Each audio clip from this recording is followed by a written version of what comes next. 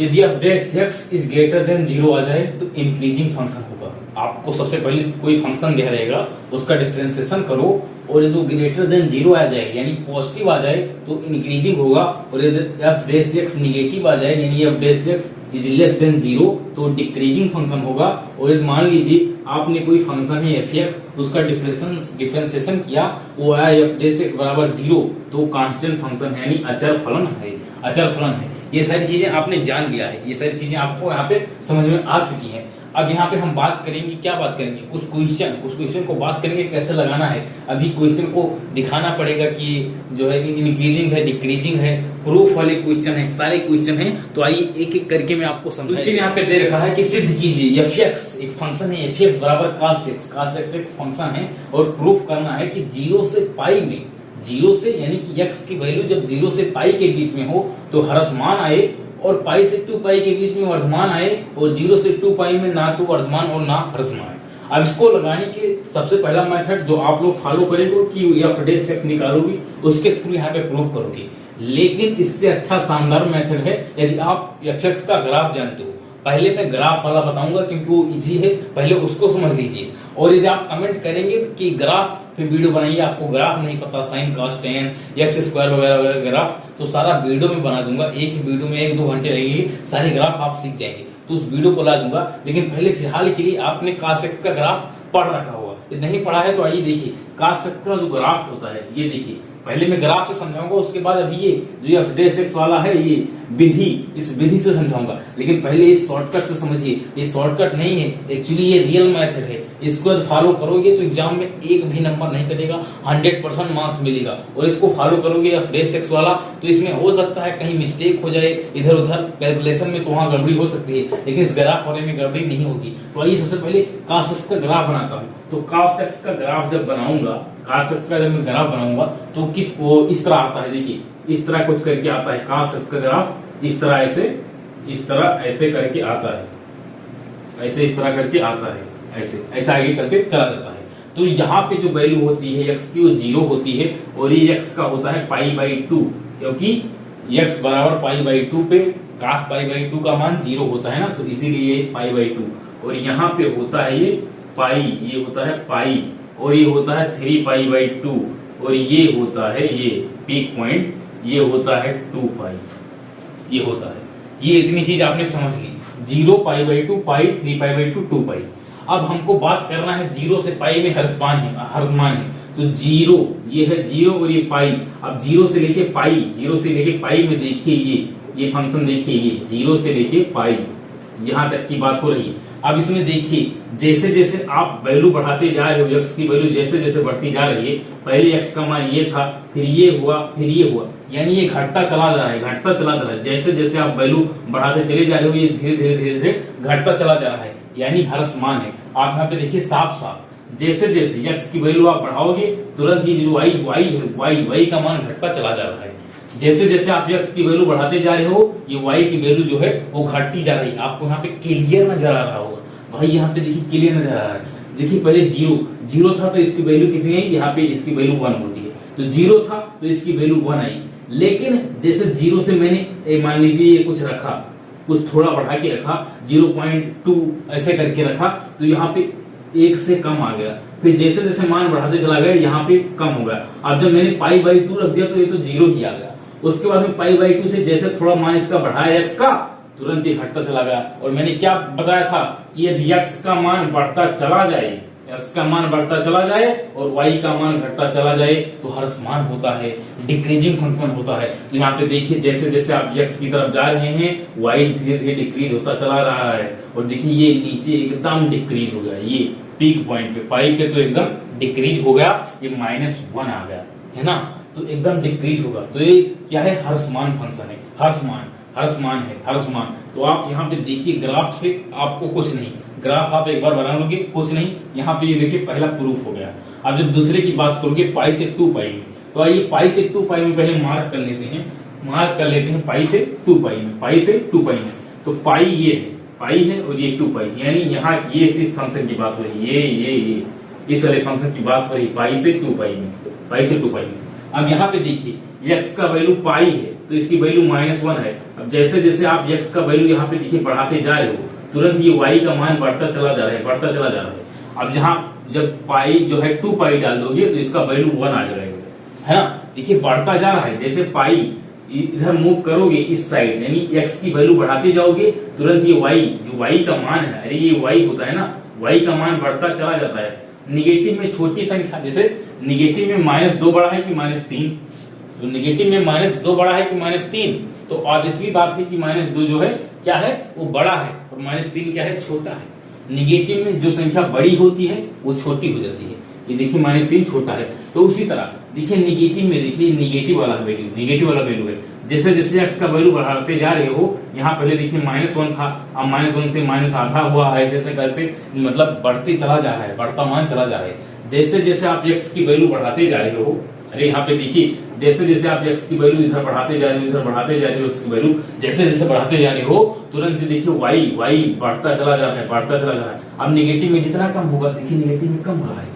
अब निगेटिव में जितना कम होगा, निगेटिव देखिए निगेटिव में कम हो रहा है। पहले इतना था निगेटिव, फिर इतना निगेटिव आया, फिर इतना निगेटिव आया, फिर इतना निगेटिव आया, फिर एकदम 0 हो गया निगेटिव। मतलब निगेटिव में जितना कम हो रहा है, जितना निगेटिव में कम होगा उतना बड़ा होगा ना, उतना बड़ा होगा। तो वही कह रहा हूँ, जैसे जैसे x की वैल्यू बढ़ाते जा रहा हूँ, जैसे जैसे x की वैल्यू बढ़ रही है, जैसे जैसे x का मान बढ़ाते जा रहा हूँ, तुरंत यहाँ पे जो है y बढ़ता चला जा रहा है। और मैंने क्या बताया था, यदि x और y दोनों साथ में बढ़े, यानी कि x का मान बढ़ाने पे y भी बढ़े, तो ये क्या है, इंक्रीजिंग फंक्शन है।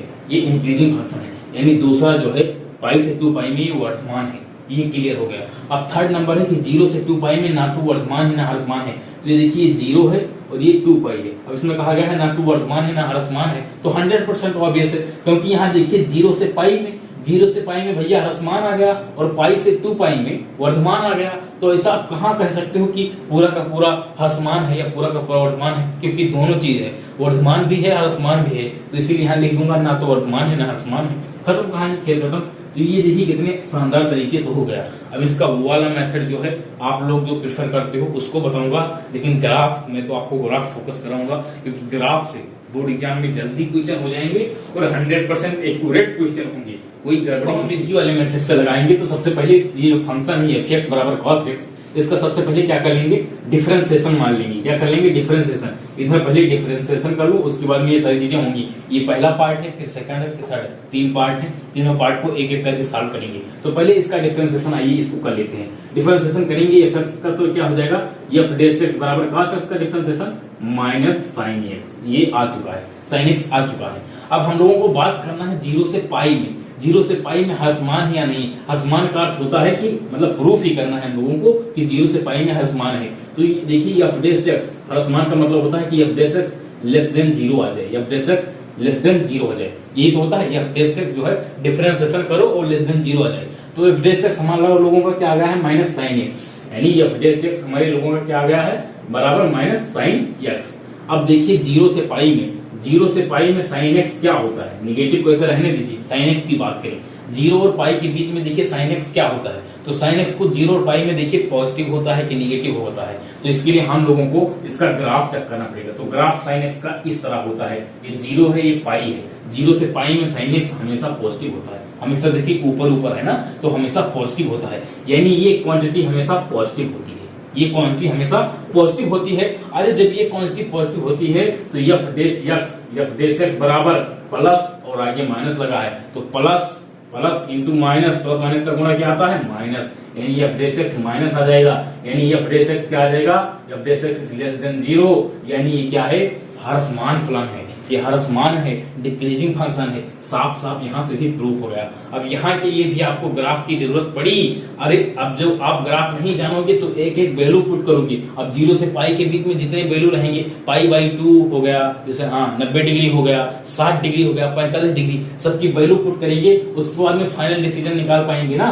हाँ, और ऐसे भी समझ सकते हो कि 0 से पाई में हमेशा sin x पॉजिटिव होता है। कैसे, एक तो ग्राफ से मैंने दिखा दिया, और दूसरा तरीका है कि आपको जानने के लिए कहाँ पॉजिटिव होता है कहाँ निगेटिव, तो आपको ऐसे अक्ष जान लेना है।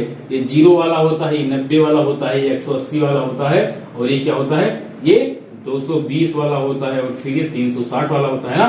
तो 0 से 90 में sin cos 10 ऑल पॉजिटिव होता था, और 90 से 180 में साइन साइन साइन और क्या, साइन और कोसेक पॉजिटिव होता था। तो इसीलिए 0 से लेके 90 में बात करें तो भी साइन पॉजिटिव है, और जब 0 से लेके पाई यानी 0 से लेके 180 में बात करें तो भी पॉजिटिव है। तो यहां से भी आप समझ सकते हो, मैंने ये भी बता दिया, ये 9th में आपको बेसिक पढ़ाया गया होगा। लेकिन देखिए ग्राफ की एक अलग ही फील होती है, अलग ही बात होती है।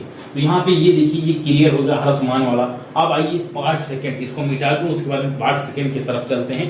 पार्ट सेकंड को प्रूफ कर, सेकंड पार्ट में दिखाना है कि पाई से 2 पाई के बीच में जो फंक्शन है वो अर्धमान है, मतलब इंक्रीजिंग फंक्शन है, इंक्रीजिंग फंक्शन है। ये इंक्रीजिंग का चिन्ह है। जब इस तरह बनाऊं तो समझ जाना इंक्रीजिंग, इस तरह बनाऊं तो डिक्रीजिंग। इंक्रीजिंग फलन है, इसको प्रूफ करना है। तो आपको इंक्रीजिंग के लिए क्या होता है, इंक्रीजिंग के लिए कंडीशन होती है कि एफ डैश एक्स बराबर पॉजिटिव आ जाए, है यही तो होती है, यानी F dash x is greater then 0 आ जाए। यही इतना होता है condition, F dash x greater than 0 यानी एफ डैश एक्स बराबर पॉजिटिव आ जाए। अब देखिए जो है एफ डैश एक्स हमारा क्या निकल के आया है, माइनस साइन एक्स। तो इसको इस साइड लिख लीजिए, एफ डैश एक्स बराबर क्या हो गया, माइनस साइन एक्स, ये हो गया ना। अब निगेटिव को ऐसे रहने दीजिए, पहले साइन एक्स की बात करें, इसका चिन्ह क्या आता है। चलिए साइन एक्स की, तो साइन एक्स का हम वैल्यू देखिए, पाई से 2 पाई के बीच में निगेटिव होता है कि पॉजिटिव। तो इसके लिए आइए ये समझते हैं, ग्राफ नहीं, पहले इससे समझते हैं। ये होता है 0 और ये होता है पाई, और ये होता है पाई बाई 2 यानी 90 डिग्री ना, 0 90 180, और ये क्या होता है 3 पाई बाई 2 यानी 270 यानी 3 पाई बाई 2, 3 पाई बाई 2, और ये क्या होता है 2 पाई, यही तो होता है। अब देखिए यहाँ इसमें फर्स्ट कोऑर्डिनेट में क्या होता है, साइन कोस टेन जितने हैं सबके सब पॉजिटिव होते हैं, ऑल पॉजिटिव होते हैं। सेकंड में साइन और कोसेक होते हैं, यानी यदि मैं 0 से पाई के बीच की बात करूंगा तो जो है साइन पॉजिटिव आएगा। लेकिन जैसे मैं पाई से 2 पाई के बीच में बात करूं, यहाँ देखिए पाई से लेके यहाँ 2 पाई के बीच में, तो साइन आप हमेशा देखेंगे साइन निगेटिव होता है। यहाँ साइन एक्स क्या होता है, हमेशा निगेटिव होगा। देखिए इसमें क्या होता है, टेन और कोट पॉजिटिव होता है, टेन और कोट पॉजिटिव होता है, यानी जितने और बच्चे वो सब निगेटिव होते हैं। साइन कोसेक और सेक हो गए, ये सारे जो होते हैं निगेटिव होते हैं। जो थर्ड कोऑर्डिनेट है, थर्ड कोऑर्डिनेट यानी पाई से लेके 3 पाई बाई 2, इसमें साइन एक्स क्या होता है, निगेटिव होता है। क्यों निगेटिव होता है, क्योंकि यहाँ पे केवल टेन और कोट पॉजिटिव होता है। अब उसी तरह 3 पाई बाई 2 से 2 पाई, 3 पाई बाई 2 से 2 पाई की तरह मूव करोगे तो यहाँ देखोगे क्रॉस पॉजिटिव होता है, कॉस पॉजिटिव होता है और सेक पॉजिटिव होता है ना, यही तो पॉजिटिव होता है। यहाँ साइन कोसेक, यहाँ साइन और कोसेक पॉजिटिव होता है, यहाँ टेन और कॉट, और यहाँ कॉस और सेक पॉजिटिव होता है। यानी बचे हुए जो है साइन वो निगेटिव होते हैं, साइन एक्स बराबर निगेटिव।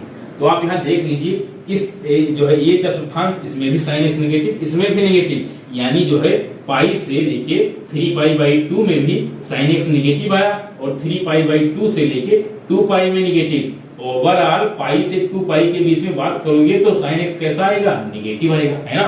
पाई से लेके 2 पाई में साइन एक्स क्या आएगा, निगेटिव आएगा। मैंने यहाँ पे दिखा दिया, ये पाई है और ये 2 पाई है, इन दोनों के बीच में यहाँ भी साइन एक्स निगेटिव है ये, और यहाँ भी साइन एक्स निगेटिव है। इस चतुर्थांश में भी, थर्ड में और फोर्थ में, थर्ड चतुर्थांश और फोर्थ चतुर्थांश दोनों में जो है साइन एक्स निगेटिव है, साइन एक्स निगेटिव है, यानी कि ओवरऑल जो है साइन एक्स निगेटिव है, साइन एक्स निगेटिव है। अब आपने चिन्ह यहाँ पे निकालना समझ लिया होगा, चिन्ह निकालने में आपको दिक्कत नहीं होगी। और जब फिर भी दिक्कत होती है तो ग्राफ, सबका मालिक ग्राफ, ग्राफ से आपको कुछ सोचना ही नहीं रहता है, ग्राफ एक बार बनाओ आ जाएगा। अब देखिए साइन एक्स को ऑलरेडी आपने यहाँ पे निगेटिव आप यहाँ पे पता लगा चुके हो, निगेटिव आएगा ना, अभी मैंने यहाँ पे दिखाया।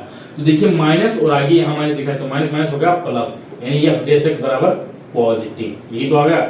और यही हमको दिखाना था, एफ डैश एक्स पॉजिटिव आ गया, यानी इंक्रीजिंग फंक्शन, इंक्रीजिंग फंक्शन। लेकिन फिर भी एक बार साइन एक्स का ग्राफ देख लेते हैं।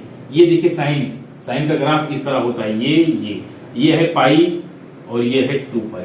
अब देखिए 2 पाई में देखिए निगेटिव आ गया, पाई से लेके 2 पाई के बीच में निगेटिव आ गया ना, नीचे है ग्राफ, नीचे है एक्स एक्सिस के नीचे है ग्राफ, तो ये निगेटिव आ गया। ये ग्राफ जो है निगेटिव आ गया, ये फलन निगेटिव आ गया। तो यहाँ पे आप देख लीजिए क्लियरली आपको दिखाई दे रहा है कि निगेटिव है ना, तो ये होगा। अब आइए इसका थर्ड पार्ट है, उसको चलते हैं, प्रूफ करते हैं। थर्ड नंबर की बात करेंगे, यानी 0 से 2 पाई में ना तो वर्धमान है और ना ह्रासमान है, ये क्वेश्चन कहा गया है, ना वर्धमान है ना ह्रासमान में। तो इसके लिए क्या प्रूफ करना होगा कि एफ डैश एक्स जो है कभी पॉजिटिव आ जाए और कभी निगेटिव आ जाए। यही यदि आप प्रूफ कर देंगे तो आपका जो है स्पष्ट हो जाएगा। तो आपने अभी देखा जब मैंने खंड ये कराया तो उसमें जो है जो एफ डैश एक्स आया वो क्या आया था, F dash x is less than 0 negative आ जाएगा। और जब मैंने बी खंड कराया तो उसमें क्या आया था, एफ डैश एक्स जो है वो क्या आ गया था, पॉजिटिव आ गया था। यानी एक बार ये जो है डिक्रीजिंग फंक्शन आया और एक बार ये इंक्रीजिंग फंक्शन आया। यानी जब 0 से मैंने कहा बात करा था, 0 से मैंने पाई में बात करा था, है ना, 0 से मैंने पाई में बात करा था, 0 से पाई में मैंने बात करा था तो ये डिक्रीजिंग आया था। और जब पाई से 2 पाई के बीच में बात करा था, पाई से 2 पाई के बीच में बात करा था तो ये इंक्रीजिंग आया था। तो इसीलिए ओवरऑल बात करूं 0 से लेके 2 पाई तक तो ये ना तो वर्धमान होगा ना ह्रासमान, क्योंकि एक बार ये डिक्रीजिंग आ रहा है एक बार इंक्रीजिंग आ रहा है। तो आप कैसे कह सकते हो कि 0 से 2 पाई में हमेशा वर्धमान है, ये तो कभी नहीं कह सकते हो ना, क्योंकि कभी वर्धमान और कभी ह्रासमान। तो इसीलिए सिंपली लिख देंगे ना तो वर्धमान और ना ह्रासमान। जब भी इसे इंटरवल दिया रहे उसके बाद में आप कुछ इंटरवल में आपको पता चले कि ये तो पॉजिटिव आ रहा है यानी इंक्रीजिंग आ रहा है, और कभी आपको पता चले कि ये तो निगेटिव आ रहा है, डाउन जा रहा है, ग्राफ डाउन हो रहा है, तो फिर वहां आप नहीं कह सकते हो एग्जैक्ट कि जो है ये वर्धमान है कि जो ये ह्रासमान है। इसलिए वहां पे लिखना पड़ेगा कि ना तो वर्धमान है और ना ह्रासमान है। सिंपल है, सिंपल क्वेश्चन है। तो मैंने इंटरवल देके वहां पे सिखा दिया कि कैसे आप पता करोगे इंक्रीजिंग है कि डिक्रीजिंग। अब दूसरा जो टाइप है बोर्ड एग्जाम में कॉमनली पूछा जाता है, 2 ही टाइप पूछे जाते हैं। पहला वो अंतराल दे देंगे, उसमें पूछेंगे इंक्रीजिंग है डिक्रीजिंग है अथवा प्रूफ कराएंगे, तो वो मैंने तो करा रखा। अब बात कर लेंगे इसकी। इसमें क्या है, अब इसमें इंटरवल आपको निकालना रहेगा। इंटरवल खुद नहीं देंगे, इंटरवल आपको खुद से निकालना रहेगा। तो इसके लिए क्या करना है, एफ एक्स है सर, सिंपली एफ एक्स को डैश करा दीजिए। एफ एक्स पहले यहाँ पे लिखिए, एफ एक्स बराबर क्या है 4x³ माइनस 6x² और फिर है माइनस 72x और फिर प्लस 30, यही तो लिखा है ना। 4x³ minus 6x² minus 72x plus 30 ये लिखा है। अब इसका डिफरेंशिएशन मार दीजिए। इसका डिफरेंशिएशन करोगे नहीं, एफ डैश एक्स तो हो जाएगा 4×12, अरे 3 ऊपर से नीचे आ जाएगा तो 4×12 x²। डिफरेंशिएशन तो आता है ना, बहुत इजी है। फिर हो जाएगा 6×2 12x और माइनस से 72 ही हो गया। उसके बाद में यहाँ से देखिए 12 कॉमन ले सकते हो, यहाँ पे 12 कॉमन लीजिए। 12 कॉमन लोगे तो हो जाएगा x² माइनस जो है x और माइनस 12 छंग 72 ही हो जाएगा। अब इसका जो है गुणनखंड कराइए। इसका गुणनखंड कराओगे क्या आएगा, इसका हम गुणनखंड कराएंगे तो मेरे को क्लियरली नजर आ रहा है कि आ जाएगा x-3 और x+2 यही आ जाएगा। x-3 और x-2 यही आ जाएगा, -3x और 2x, हाँ यही आ जाएगा। x-3 और x+2 यही आ जाएगा, जो है ये आ जाएगा इसका गुणनखंड। अब इसके आगे की प्रोसेस बहुत ही सिंपल है। आपको एक जो है बेबी कर्व मेथड है तो उसको पता होगा आपको, मैंने पढ़ा रखा है शॉर्टकट वाले लेक्चर में, शॉर्टकट में वहां बेबी कर्व मेथड पढ़ाया है। यदि वो जानते होगे तो ये क्वेश्चन बहुत इजी अब हो जाएगा, और यदि वो नहीं जानते होगे तो इसका एक और डिफिकल्ट मेथड है, थोड़ा लेंदी पड़ता है, तो उसको भी मैं बता दूंगा। अब ये जब सारी चीजें आ गई हैं, ये सारी चीजें आ गई हैं, तो इसमें क्या करना है, एफ डैश एक्स को एक रूप में पहले 0 एज्यूम कर लेना है। ऐसे मन में 0 एज्यूम कर लीजिए। जब एफ डैश एक्स को आप यहाँ पे ऐसे 0 एज्यूम कर लीजिए, केवल एज्यूम करना है, एग्जाम में लिखना नहीं है, एज्यूम करना है। जब इसको 0 एज्यूम करोगे तो यहाँ पे x की क्या वैल्यू आ जाएगी, x बराबर आ जाएगा 3, है ना, यही तो आ जाएगा, x बराबर 3 आ जाएगा, और x बराबर -2, ये दो चीजें आ जाएंगी, x बराबर 3 और x बराबर -2, ये चीजें आ जाएंगी। अब एक रेखा आप ड्रा करिए, ऐसे रेखा, एक रेखा ड्रा करिए। अब यहाँ पे 3 दिखाइए और -2, इन दोनों को यहाँ पे दर्शाना है, तो -2 तो इस साइड आएगा, है ना, ये -2 और इधर -∞, ये -2 ये -∞, ये -2 ये -∞, और 3 इस साइड आएगा ना, है ना। संख्या रेखा आप दर्शाना जानते हो ना, बीच में कहीं 0 होता है और इधर सब पॉजिटिव और इधर सब नेगेटिव, तो ये -2 और ये 3 संख्या रेखा तो दर्शाना भैया आता है। आप 12th में पहुंच गए, ऐसे तो 12th में आए नहीं हो, 12th में ऐसे तो आया नहीं हो, जैसे चीज जानते हो। अरे ऐसे संख्या रेखा होती है, 0 इधर पॉजिटिव होता है, 1 2 3 और इधर -1 -2 ऐसे करके ना, तो वही संख्या रेखा यहाँ दर्शाया हूँ, वही दर्शाया हूँ। अब देखिए 3 से लेके इधर 4 5 6 7 इनफाइनाइट तक वैल्यू है। अब देखिए 3 से लेके इधर देखिए पॉजिटिव आएगा कि नेगेटिव, यही हम लोगों को जांच करना है। तो 3 से लेके इधर को पॉजिटिव या नेगेटिव चेक करने के लिए यहाँ पे आ जाते हैं। अब ये जो 0 है और इसको सबको मिटा दीजिए। अब 0 वगैरह को यहाँ पे मिटा दीजिए। 0 जो एज्यूम किया था आपको वहाँ पेपर में लिखना नहीं है, खुद से ऐसे मन में एज्यूम कर लेना है। अभी तो मैंने आपको समझाने के लिए यहाँ पे लिख दिया था बराबर 0, लेकिन उसको एज्यूम नहीं करना है, मतलब मन में आपको सिर्फ एज्यूम करना है सिंपली वहां पे लिखना नहीं, वहां पे लिखना नहीं है। आप वैसे भी दिमाग लगा लेना कि ये बराबर 0 होता है और ये x बराबर 3 रखूंगा तो ये 0 आ जाएगा, x बराबर -2 रखूंगा तो ये 0 आ जाएगा। अथवा ऐसे वहां पे लिख देना x + 2 बराबर 0 और x - 3 बराबर 0, है ना, यही तो 0। जब ये टोटल 0 के बराबर होगा तो ये अलग अलग हो जाएगा 0, तो उसको लिख लेना। बस x का हमें वैल्यू निकालना है, उसके बाद में इस तरह संख्या रेखा पे दर्शाना है, इसीलिए झाम काम कर रहे हैं। तो ये x बराबर यहाँ पे आ चुका है, -2 आ गया है और 3 आ चुका है ना, -2 3। तो ये मैं कह रहा हूँ कि एज्यूम कर लेना, मन में दिमाग में एज्यूम कर लेना है कि x की वैल्यू यहाँ से क्या क्या निकलेगी, x का क्या क्या मान आएगा, वो यहाँ से एज्यूम कर लेना मन में, वहां पे लिखना नहीं है, लिखने की जरूरत नहीं है। तो अब देखिए 3 से लेके इधर मतलब इनफाइनाइट में, अरे यहाँ देखिए कितना इंटरवल बना। पहला इंटरवल बना है कि -∞ से -2, एक इंटरवल ये बना, और दूसरा बना है -2 से 3, -2 से 3 बना है। और जो थर्ड इंटरवल बना है वो 3 से लेके इनफाइनाइट, यही बना है, 3 से लेके इनफाइनाइट यही बना है। अब ये जो तीनों इंटरवल हैं, ये तीनों जो इंटरवल हैं, इसमें चेक करना है कि f' जो है मतलब तीनों इंटरवल में चेक करिए कि ये पॉजिटिव आएगा कि निगेटिव आएगा कि पॉजिटिव आएगा, तो इसको चेक करिए। तो सबसे पहले हम बात करें -∞ से -2 इस वाले इंटरवल में, इस वाला इंटरवल देखें पॉजिटिव आता है अथवा निगेटिव आता है। तो इसको चेक करने के लिए आइए -2 के इधर, -2 से इधर क्या आएगा, -3 आएगा, -4 यही सब आएगा। तो एक वैल्यू रख लेता हूँ, -3 रख लेते हैं। तो यहाँ पे आइए डाल देते हैं f' -3, ऐसे वैल्यू आप डाल लेना -3। जब -3 डालूंगा तो हो जाएगा 12 और ये -3 और ये -3 तो हो जाएगा -3 + 2। यहाँ से देखिए निगेटिव हो जाएगा, -6 हो जाएगा, है ना, ये हो जाएगा 12 और ये हो जाएगा -6 और ये हो जाएगा क्या -1। ओवरऑल आप देखोगे तो पॉजिटिव आ जाएगा, अरे माइनस ये भी ये माइनस है, माइनस ग्रुप होकर पॉजिटिव आएगा। यानी इस इंटरवल में ये पॉजिटिव आया, यानी f' क्या आया, पॉजिटिव आया, f' क्या आया, पॉजिटिव आया, ये जो है पॉजिटिव आया। अब पॉजिटिव आया तो क्या होगा, ये वर्धमान होगा, है ना, ये क्या होगा, वर्धमान होगा। अरे ये f' पॉजिटिव आ गया, मैंने आपको निकाल के दिखाया। ऐसे ही हर इंटरवल में एक वैल्यू ले लेना, जैसे -2 था, -∞ से लेके -2, तो इस -∞ से लेके -2 के बीच में एक पॉइंट आएगा -3, एक आएगा -4, ऐसे ऐसे करके पॉइंट आएंगे। तो मैंने -3 को ले लिया और देखा कि पॉजिटिव आ रहा है कि निगेटिव। जब मैंने देखा पॉजिटिव तो मेरे को पता चल गया कि ये क्या है, वर्धमान है, ये क्या है, वर्धमान है। अब ऐसे -2 से लेके 3, -2 से लेके 3 के बीच में कोई एक पॉइंट है, उस पॉइंट को लीजिए और चेक करिए। बहुत पॉइंट है, इनफाइनाइट पॉइंट है, लेकिन एक पॉइंट में यहाँ एज्यूम कर ले रहा हूँ 0, है ना, 0 तो भी है ना, 0 भी है ना, -2 से 3 के बीच में 0 तो भी है,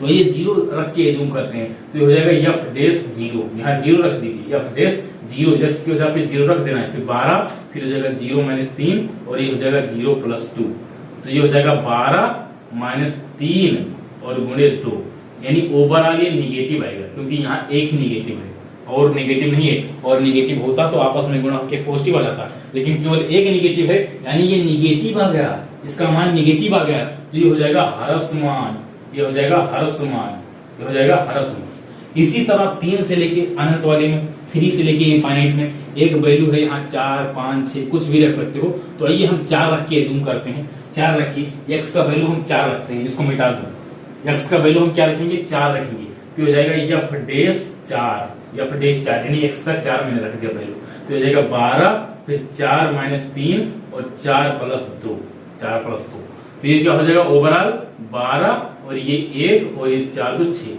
ओवरऑल ये पॉजिटिव आ गया। तो ये भी ओवरऑल जो है पॉजिटिव आ गया, यानी ये भी जो हो गया वर्धमान। तो यहाँ पे पूछा था वर्धमान का इंटरवल, तो यहाँ पे आपको सिंपली लिख देना वर्धमान कहाँ से कहाँ है, -∞ से लेके -2 में एंड ऐसा लगा देना, एंड और कहाँ है 3 से लेके इनफाइनाइट में, 3 से लेके इनफाइनाइट में, तो ये हो गया। ह्रासमान की बात करेंगे तो -2 से लेके -3 में क्या है, ह्रासमान है, ह्रासमान है। तो यहाँ पे आप देख लीजिए मैंने कितने मेहनत से ये लगा दिया, आपको इसको समझ लेना है। देखिए यहाँ पे मैं चाहता तो यहाँ पे शॉर्टकट मार देता, मेरे को ऐसे पता था प्लस माइनस प्लस ऐसे आएगा, मेरे को पता था, लेकिन मैंने नहीं किया। वो बेबी कर्व मेथड में मैंने आपको बताया है।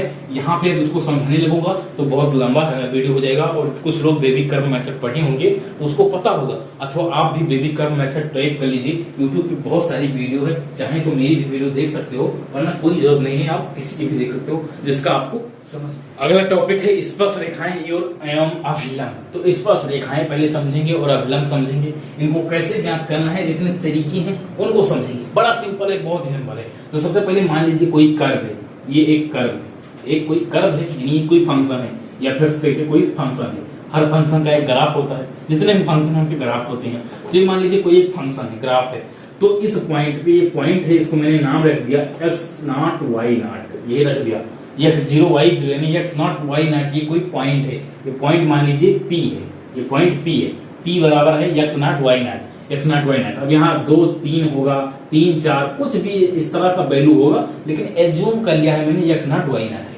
तो इस पे यदि स्पर्श रेखा खींची जाएगी तो कुछ इस तरह से खींची जाएगी, है ना। थोड़ा ऐसे समझ लीजिए, बस डायग्राम पे ज्यादा फोकस मत करिए, बस यहाँ समझ लीजिए स्पर्श रेखा है। ये स्पर्श रेखा है ना, जो टच करती हुई चली जाती है, वो स्पर्श रेखा होती है, स्पर्श रेखा होती है। अब ये तो होगा स्पर्श रेखा, स्पर्श रेखा, ये हो गया स्पर्श रेखा, स्पर्श रेखा, स्पर्श रेखा। और अब इसी पॉइंट पे अभिलंब की बात करें तो ऐसे वो गिरता है, ऐसे। और स्पर्श रेखा और अभिलंब के बीच में हमेशा 90 डिग्री का कोण होता है। कितने डिग्री का? 90 डिग्री का कोण होता है, और ये क्या होगा? अभिलंब। तो यही स्पर्श रेखा है और यही अभिलंब है। डायग्राम मैंने आपको समझाने के लिए यहाँ पे बना दिया है, x0 y0। अब ये हो गया। अब यदि कोई पूछे आपसे स्पर्श रेखा का जो है समीकरण बताइए, स्पर्श रेखा का समीकरण बताइए, तो आप ऐसे मुंह बना के ताकने लग जाएंगे, देखने लग जाएंगे, वो आपका जो है दिमाग खराब हो जाएगा। लेकिन स्पर्श रेखा में देखिए, साफ साफ देखिए, यहाँ पे जो पॉइंट है इसकी वैल्यू है x0 y0, और आपने रेखा का एक इक्वेशन पढ़ रखा होगा, रेखा का इक्वेशन पढ़ रखा होगा कि किसी बिंदु से पास होने वाली कोई लाइन है, कोई रेखा है, तो उसका इक्वेशन होता है y माइनस y1 बराबर m into x minus x1। यही होता है ना, m into x minus x1 ही होता है। अब यहाँ y1 कितना है? y0 दिया गया है, और x1 कितना है? x0 दिया गया है। बात आती है m की। y1 तो पता है, x1 पता है, आपको पता रहेगा। बात आ जाएगी m की, तो m यानी स्लोप, ये स्लोप यानी परवणता, परवणता ये क्या होता है? तो परवणता आप यहाँ समझ लीजिए, परवणता, परवणता क्या होता है? परवणता यानी m बराबर होता है dy over dx, 8x0 y0।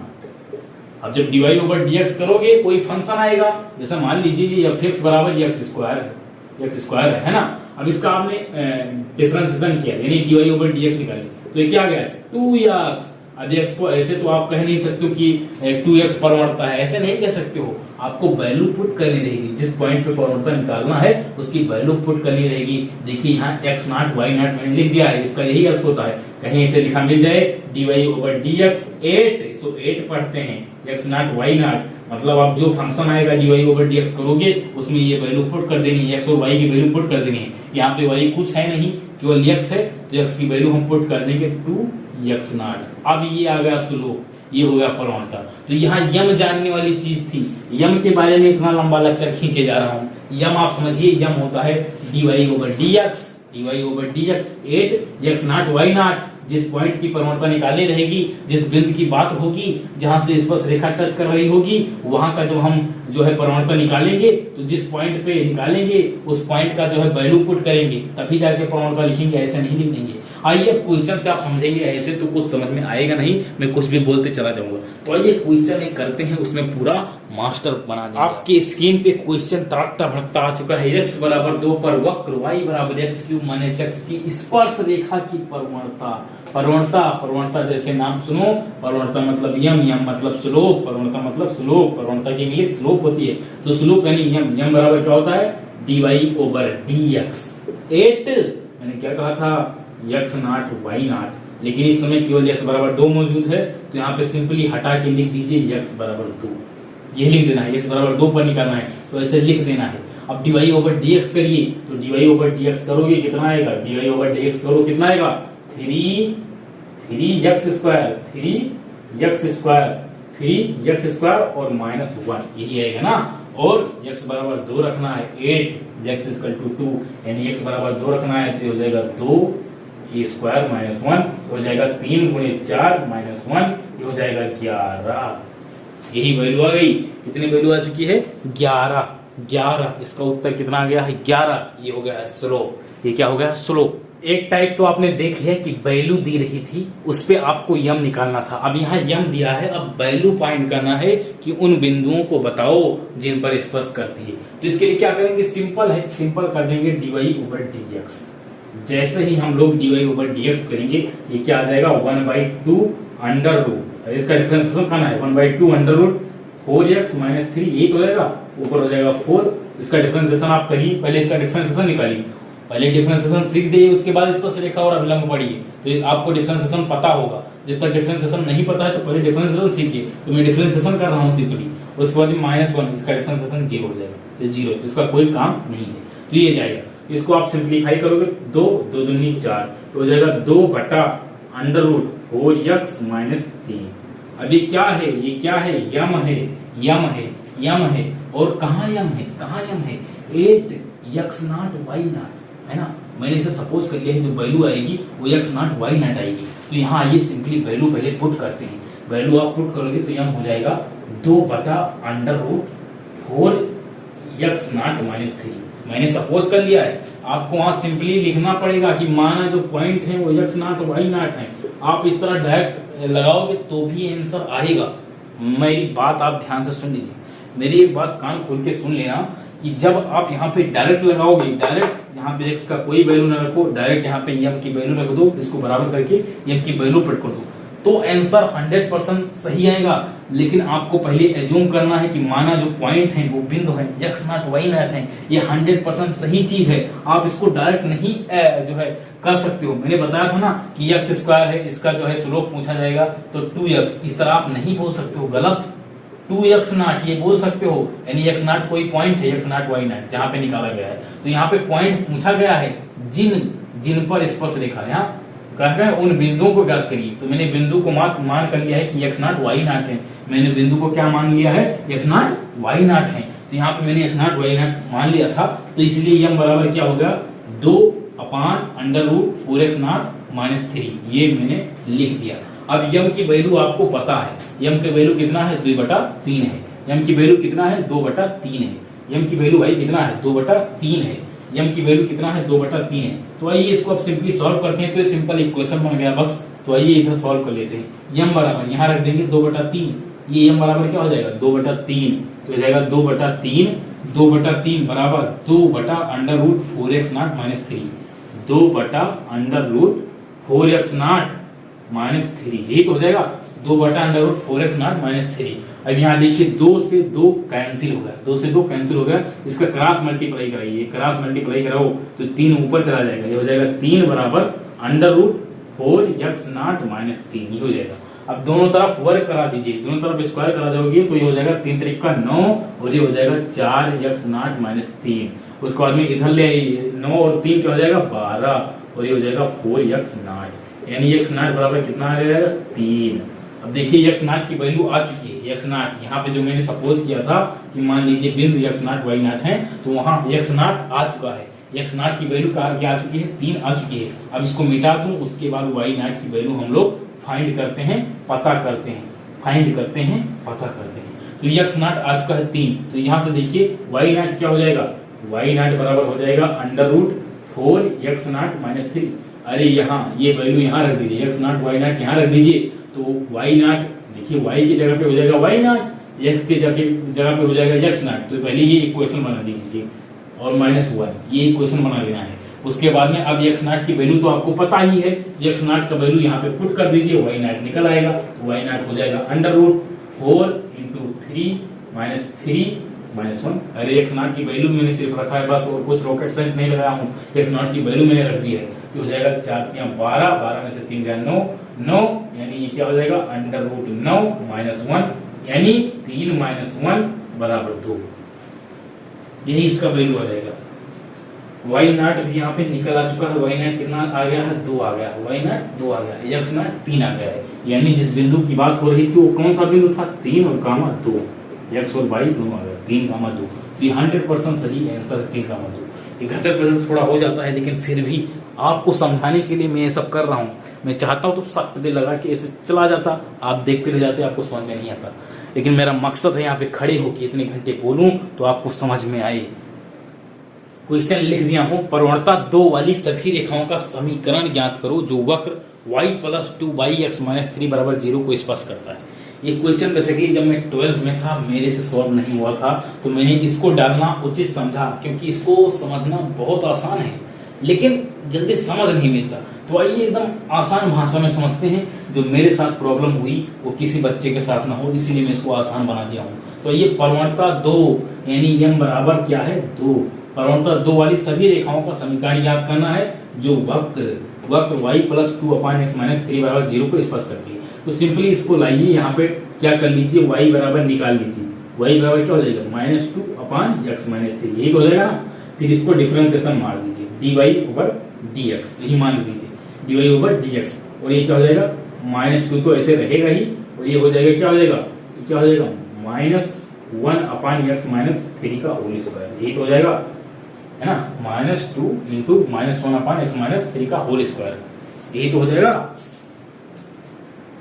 अब इसको फर्दर सिंप्लीफाई करो तो हो जाएगा माइनस माइनस प्लस, अरे माइनस और माइनस प्लस, ये हो जाएगा 2/x - 3 का होल स्क्वायर, ये हो जाएगा x - 3 का होल स्क्वायर। dy/dx यहाँ पे आ गया है, dy/dx आ गया है, यानी m बराबर ये जो 2 है, ये जो 2 बराबर हो जाएगा 2/x - 3 का होल स्क्वायर, ऐसे हो जाएगा ना, यही हो जाएगा ना। यहाँ देखिए यही हो जाएगा 2 बराबर 2/x - 3 का होल स्क्वायर, यही सिंपली हो जाएगा, यही तो हो जाएगा, यही तो है ना, क्योंकि प्रवणता यहाँ पे 2 दे रखा है, dy/dx का मान यहाँ दे रखा है 2, m बराबर 2 दे रखा है, तो ये हो जाएगा। अब 2 से 2 यहाँ पे हो जाएगा कैंसिल, यही हो जाएगा कैंसिल, और क्रॉस मल्टीप्लाई कराओगी तो हो जाएगा, ये क्या हो जाएगा x - 3 का होल स्क्वायर, अरे x - 3 का होल स्क्वायर बराबर 1 हो जाएगा, 1 हो जाएगा, यही हो जाएगा, है ना। अब यहाँ पे समझिए, सबको समझ लेंगे, यहाँ पे आप एक वैल्यू निकाल के छोड़ देंगे, आंसर गलत हो जाएगा। यहाँ पे समझने वाली बात है, देखिए x - 3 का होल स्क्वायर बराबर 1 है, 1 है। अब देखिए समझिए वाली बात है, समझने वाली बात ये है कि यहाँ पे आप डायरेक्ट अंडर रूट नहीं लेना है, डायरेक्ट अंडर रूट लोगे तो गलत आने लगेगा, क्योंकि अंडर रूट का जैसे अंडर रूट 4 बराबर कोई कहते हैं +-2, 100% गलत, क्योंकि अंडर रूट 4 बराबर हमेशा 2 होता है, हमेशा 2 होता है, इसलिए यहाँ सिंपली अंडर रूट नहीं लेना है, अंडर रूट लोगे तो गलत आंसर आ जाएगा। अब क्या करना है, यहाँ पे x - 3 का होल स्क्वायर बराबर 1 है, तो सिंपली यहाँ पे लिख लीजिए x - 3 का होल स्क्वायर, x - 3 का होल स्क्वायर, x - 3 का होल स्क्वायर बराबर 1 स्क्वायर, एक तो ये हो जाएगा 1 स्क्वायर, और दूसरा यहाँ पे हो जाएगा कि x - 3 का होल स्क्वायर बराबर -1 का होल स्क्वायर, है ना। बात तो वही लिखी ना, यहाँ 1 है, अभी भी यहाँ 1 लिखा है, लेकिन मैंने -1 का होल स्क्वायर लिख दिया है ना, इस तरह आप कर सकते हो। अब देखिए स्क्वायर से स्क्वायर कैंसिल हो जाएगा, और ये हो जाएगा x बराबर 3 + 1 यानी x बराबर 4 आ जाएगा, और यहाँ से क्या हो जाएगा 2 से 2 कैंसिल हो गया, x - 3 बराबर -1 यानी x बराबर 2 आ गया। अब ये 100% सही है, ये मैंने ये -1 के पावर स्क्वायर किया हूँ। अब डायरेक्ट में अंडर रूट कर देता, देखिए समझिए, यदि मैं इसको डायरेक्ट अंडर रूट कर देता, इसको समझिए, डायरेक्ट अंडर रूट कर देता, यहाँ अंडर रूट आ जाता वो अंडर रूट 1। अब जब यहाँ अंडर रूट 1 आ जाता, अंडर रूट 1, तो उसको मैं +-1 नहीं लिख सकता हूँ, कभी नहीं लिख सकता हूँ। और जो कोई कह रहा है कि +-1 तो 100% गलत है। अंडर रूट 9 का मान कोई पूछेगा तो आपको क्या बताना है, केवल 3 होता है, वो कक्षा 8 में पढ़ाया जाता था +-3, अब नहीं, केवल 3 होता है। आपको जीनियस स्टूडेंट बनना है, ऐसे कुछ भी नहीं पढ़ लेना है। मैं अपनी बात कर रहा हूँ, मैं 12th तक यही जानता था, ये +-3 होता है, +-3 होता था, और इसी तरह इसका आंसर निकालता था, और आंसर तो सही आ जाता, सही आ जाएगा, आंसर इसका सही आ जाएगा। इसको +-1 कर दूंगा, +-1 कर दूंगा, अंडर रूट लेके +-1 करूंगा, आंसर सही आ जाएगा। लेकिन कोई अच्छा एग्जाम्पल मिल गया तो तुरंत आपकी कॉपी काट देगा, आपको नंबर नहीं देगा। तो इसलिए समझिए, अंडर रूट 9 3 आता है, -3 नहीं आता है, इसीलिए मैं यहाँ अंडर रूट नहीं किया। अभी चाहता तो लिख देता है दोनों तरफ वर्गमूल लेने पर, अब दोनों तरफ वर्गमूल जैसे लेता तो वहां पे गलत हो जाता, तो वहां जो है मामला वो गलत आ जाता +- की वजह से। तो इसलिए मैंने यहाँ पे लिखा -1 का होल स्क्वायर, -1 का क्या लिखा हूँ, होल स्क्वायर। अब हर मास्टर, हर टीचर अपने तरीके से समझाता है, मैं अपने तरीके से समझाया, आप इसको समझ लीजिए। कुछ नहीं, 1 है, 1 को आप -1 का होल स्क्वायर लिख सकते हो, मैंने लिख दिया बस। अब x बराबर भैया 4 आ गया, x बराबर 2 आ गया, अब x आ गया है तो x से आप y निकाल लीजिए, x से क्या निकाल लीजिए, y निकाल लीजिए। तो आइए पहले इसको मिटाते हैं, फिर y भी निकालते हैं। एक है x बराबर 4, एक है x बराबर 2। अब ये x 4 है और 2 है, तो अब ये x 4 जो है यहाँ पे रखिए और y का वैल्यू निकालिए। तो एक वैल्यू जब निकालोगे तो y का आइए सिंपली वैल्यू निकालते हैं, y का वैल्यू निकालते हैं। तो y का वैल्यू निकालने के लिए हम लोग क्या करेंगे, यहीं पे x का वैल्यू पुट कर देंगे। तो ये हो जाएगा y प्लस 2 अपान x माइनस 3 है, यानी x माइनस 3 है। अब x कितना है 4, तो इसको हटाऊंगा और लिख दूंगा 4 माइनस 3 बराबर 0। तो यहाँ पे y कितना आ जाएगा 2, y बराबर माइनस 2 आ जाएगा, है ना, y बराबर माइनस 2। इसको सॉल्व करो, कितना आ जाएगा y बराबर माइनस 2। कैसे इसको जब आप सॉल्व करोगे तो हो जाएगा y प्लस 2 बराबर 0, y बराबर माइनस 2। तो यही आ जाएगा ना। तो x का वैल्यू 4 आ गया, y का वैल्यू माइनस 2 आ गया। तो x 4 आ गया, y माइनस 2 आ गया। अब यहाँ ऐसे x 2 है तो y कितना आ जाएगा, तो y यहाँ से निकालिए, तो y प्लस 2 अपान x माइनस 3, लेकिन x कितना है 2 है, तो इसको हटाएंगे और सिंपली लिखेंगे 2 बराबर 0। ये हो जाएगा y फिर माइनस 2 बराबर 0, ये हो जाएगा y बराबर 2, यानी कि x बराबर 2 आ गया, y बराबर 2 आ गया, दोनों चीजें आ गई, x बराबर 2 y बराबर 2, x बराबर 2 y बराबर 2, x बराबर 2 y बराबर 2। तो देखिए एक जगह आ गया x बराबर 4 y बराबर माइनस 2, एक जगह आ गया x बराबर 2 y बराबर 2। और हम लोगों को पूछा गया है सभी रेखाओं का समीकरण, सभी रेखाओं का समीकरण। यदि बोर्ड एग्जाम में कोई यहीं पे लगा के छोड़ आया होगा, मैं 100% लिख दे हूँ, 90% बच्चे यहीं पे लगा के छोड़ आए होंगे, क्योंकि ये x बराबर 2 y बराबर 2 नहीं निकाल पाए होंगे। तो यहाँ पे आपको जो है रेखाओं साफ लिख दिया है, रेखाओं मतलब यहाँ पे इंडिकेट कर रहा है कि एक से ज्यादा रेखा आ सकती है। तो इसलिए आपको दिमाग क्वेश्चन पे हमेशा दिमाग डाल के रखो, रेखाओं लिखा है यानी एक से ज्यादा रेखा आ सकती है। तो देखिए एक रेखा यहाँ से बनेगी, एक रेखा यहाँ से बनेगी, 2 रेखा बनेगी। अब दोनों रेखा को आपको निकाल लेना है बस। अब रेखा निकालना जानते हो, यदि बिंदु दिया है तो रेखा आप आसानी से निकाल सकते हो। और यहाँ पे परवणता भी दी रखी है, यहाँ यम परवणता 2 दे रखा है, यम बराबर 2 ये भी दे रखा है। तो वही एक बार जो है लाइन भी निकाल लेते हैं। अब आइए पहले इसका निकालते हैं। तो देखिए बिंदु दिया है, x y सब पता है, यम भी पता है। तो फार्मूला क्या लगाते हैं रेखा निकालने के लिए, y माइनस y1 बराबर M into x minus x1, ये तो फार्मूला लगता है। तो y माइनस y1 कितना है -2, तो हो जाएगा माइनस और ये -2 बराबर यम कितना है 2, ये देखिए यम कितना है 2 और x माइनस x1 कितना है 4 है, x1 कितना है 4। अरे x1 और y1 है, x1 और y1 है, ये वैल्यू है। अब यहाँ पे x4 मतलब गलत हो जाएगा, ये x जो है बदलता रहेगा, बदलता वाला है, और ये x जो है फिक्स है, x1 लिखा है ना, यानी कि x1 ये फिक्स वैल्यू है, ये फिक्स वैल्यू है, तो यही डालना है। अब इसको सिंपली सॉल्व करोगे तो y ये हो जाएगा +2 और ये बराबर हो जाएगा 2 इंटू x माइनस 4, यही आ जाएगा। इसको सॉल्व करो, यही क्वेश्चन में आ जाएगा, पहला इक्वेशन। और इसी तरह से इसको आप सॉल्व कर लेना खुद से। एक मैंने कर दिया, आप अगला खुद से सॉल्व कर लेना। मैंने यार इतनी मेहनत कर दी, आप इतना तो आप मेहनत कर ही सकते हो, इतना मेहनत आप कर सकते हो। y minus 2 x minus 8।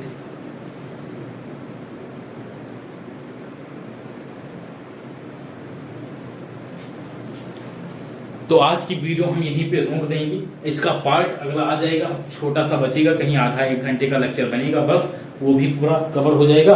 उसके बाद में वीडियो पब्लिश हो जाएगी, आप कंप्लीटली दिमाग लगा के देख लेना, आपको पूरा का पूरा चैप्टर समझ में आ जाएगा।